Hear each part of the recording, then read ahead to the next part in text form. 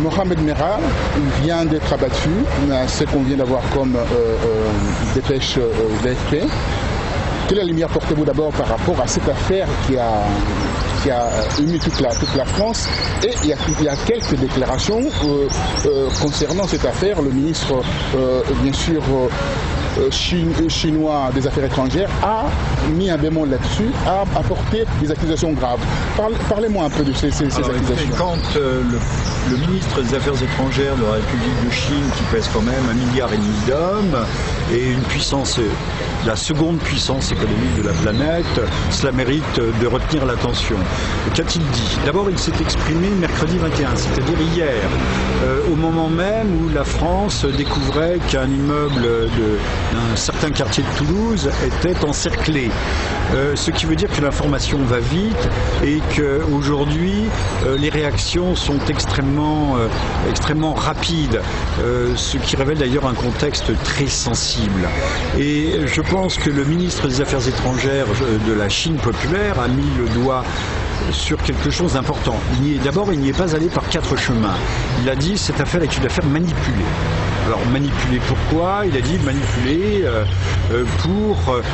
dans le contexte des bombardements de la bande de Gaza, pour accentuer la victimisation d'Israël et donc l'exonérer de ses actions passées, actuelles et éventuellement futures. Dans la foulée, d'ailleurs, ce ministre a demandé que la communauté internationale exige l'arrêt de ces bombardements sur la bande de Gaza. Donc il a bien lié les deux affaires qui, d'ailleurs, dans les propos et dans ce que l'on peut savoir du terroriste, M. Merah, sont liés. Très explicitement, celui-ci a fait mention aux enfants palestiniens. D'ailleurs, c'est un aspect qui est présent à tous les esprits.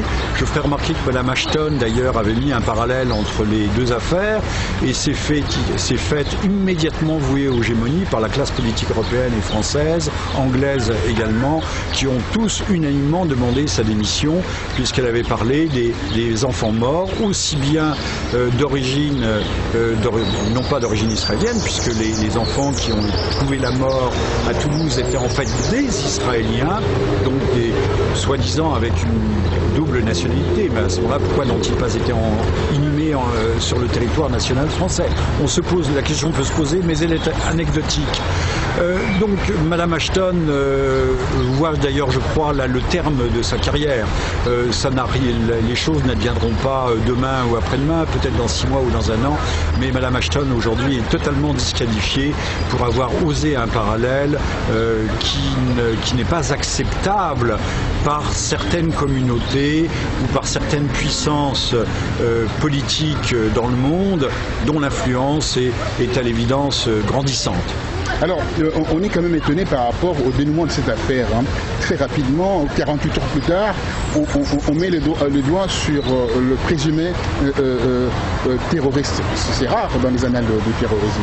Écoutez, c'est peut-être rare dans les annales du terrorisme, mais là, en l'occurrence, c'est pas rare du tout, puisque de l'aveu même de M. Guéant, dès hier matin, mercredi 21 mars 2012, M. Guéant avouait de façon assez ingénue et assez inconséquente que M. Mohamed Merah était assidûment suivi par les services de police de la direction centrale du renseignement de la sécurité intérieure.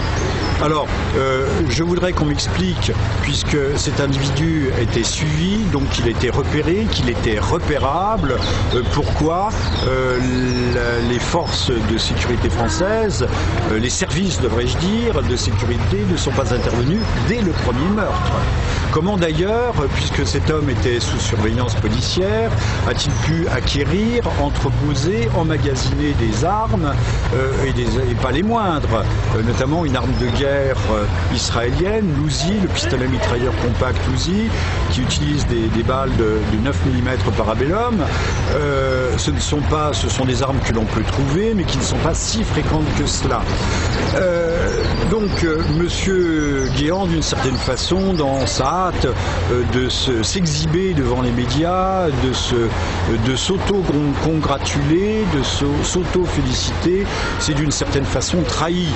On peut penser que si M. Mera était logé et suivi par les services de police et les services de sécurité antiterroriste, si d'ailleurs on savait dès le départ que lors du premier meurtre de Toulouse d'un soldat d'origine antillaise de confession chrétienne, il avait pris contact et rendez-vous avec lui par le truchement d'un ordinateur familial, celui de son frère en l'occurrence, et que l'adresse IP était extraordinairement facilement identifiable. C'est une opération qui se fait en quelques minutes. Donc apparemment les services de police savaient qui était M. Mera, savaient ce qu'il avait fait, et pourtant l'on a laissé faire. Ce pourquoi le ministre des Affaires étrangères de Chine populaire est peut-être à bon droit de parler de manipulation. Parler de manipulation. Alors, à qui profitent ces crimes ? Écoutez, le crime profite à l'État d'Israël, dont on n'osera pas blâmer la conduite à l'égard des Palestiniens, et qui, lorsque des requêtes, mais des requêtes qui ne font aucune victime, qui sont des engins artisanaux, ce que je blâme, ce que je réprouve profondément, mais qui sont des requêtes bienvenues, tombent sur le territoire israélien, Israël réplique par des bombardements qui, eux, font des morts réelles. Et donc, Israël pourra clore le bec, interdire de parole tous ceux qui pourraient éventuellement critiquer la politique de ces ultras, puisque je ne confonds pas le peuple israélien lui-même et sa classe politique, sa classe dirigeante, qui est aujourd'hui tenue par des sionistes radicaux. De même qu'on parle de musulmans radicaux, je pense qu'il faut parler de sionistes ultras. Voilà, cette affaire aussi, tout à fait directement, bénéficie aux deux candidats qui se déclarent hostiles à la constitution ou au maintien d'enclaves islamistes. Je dis bien islamistes, hein, je fais bien le distinguo avec l'islam en général, d'enclaves islamistes, c'est-à-dire fondamentalistes, comme diraient certains, en France, et pour le suivi des populations potentiellement dangereuses, ou des individus ou des groupes, plutôt. Ne parlons pas de population, c'est une erreur de ma part. Donc des groupes et des individus potentiellement dangereux. Je ne vois que deux candidats, Madame Le Pen, qui a été malmenée. D'ailleurs, le fait que M. Bayrou et M. Mélenchon aient accusé une fois de plus l'extrême droite peut se retourner, le cas échéant, contre eux, puisque la ficelle était trop grosse. D'ailleurs, la présidence s'est bien gardée de faire la moindre référence à l'affaire Carpentras, qui, vous savez, avait agité toute la France. On se souvient de cette affaire, bien entendu. Voilà, tout le monde se souvient de cette affaire, et il y avait une réprobation unanime qui avait accusé la droite nationalitaire, la droite nationale, alors qu'elle devait être exonérée. Et il s'avérait après que l'histoire était montée de toutes pièces. Ouais. Avait été montée de toutes pièces, mais c'est une vieille histoire sur laquelle nous pourrions revenir, mais qui est longue et qui mériterait plus ample détail. Donc là, le second candidat qui risque de bénéficier, c'est bien entendu c'est M. Sarkozy, qui a toujours affiché une certaine fermeté, au moins verbale, en matière sécuritaire, et qui d'ailleurs s'est fait élire en 2007 sur ce thème. C'est un de ses thèmes de prédilection. Alors, le seul ennui pour M. Sarkozy, c'est que Mme Le Pen ne serait pas dangereuse pour lui au second tour, mais par contre, elle l'est fortement au premier tour. Fortement au premier tour. Alors, la dernière question.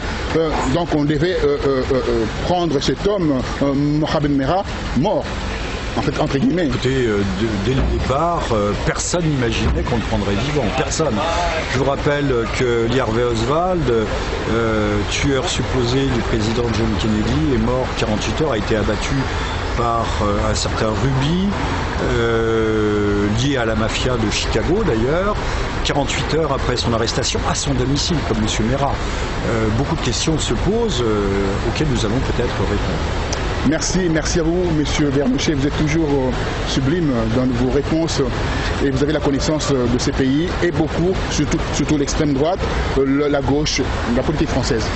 Merci à vous. Alors, on est à combien là ? 9.